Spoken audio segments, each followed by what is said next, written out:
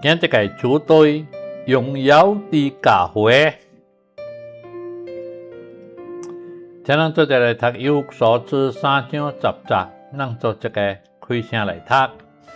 為要照着教會在天上集中的、掌權的、現在的在新百般的智慧，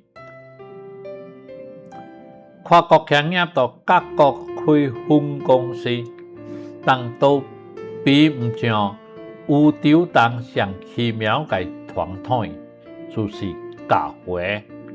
世界各地都有教會，萬族萬民都有新嘅使命。接使到福音書逼迫嘅國家內邊，同樣有第一個聽嘅教會。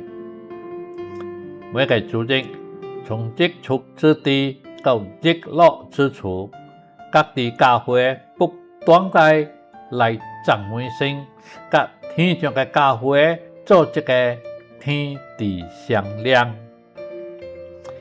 雖然網絡報章無報道，但教會不斷地到傳承、到特性，福音到各地個傳揚，每日都有人悔改信主。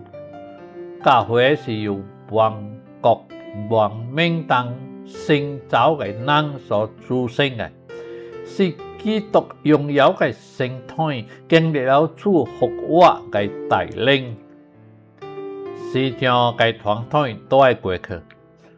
無信主嘅人終將甲人分開，但是教會是存到永遠，永遠甲主同在。因此，屬主嘅人愛極力多做主工，追求新嘅國、新嘅義，這個是存到永遠嘅。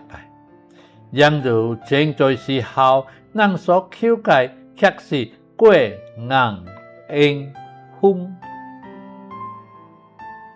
教會是新嘅家，主為教會捨命，又治理新嘅家。人也是為主而活，就為教會擺上。神將個救恩計劃，最終愛到教會完全嘅實行。人是愛向神交笑嘅。我到新嘅家內邊有動心嗎？我活出了耶穌基因教會一份子嘅生活見證嘛。請咱再來讀以弗所書3章10節，作者來讀。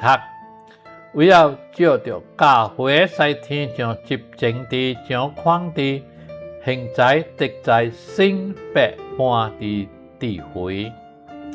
請讓大家再來默想這段經文之後，就祈禱。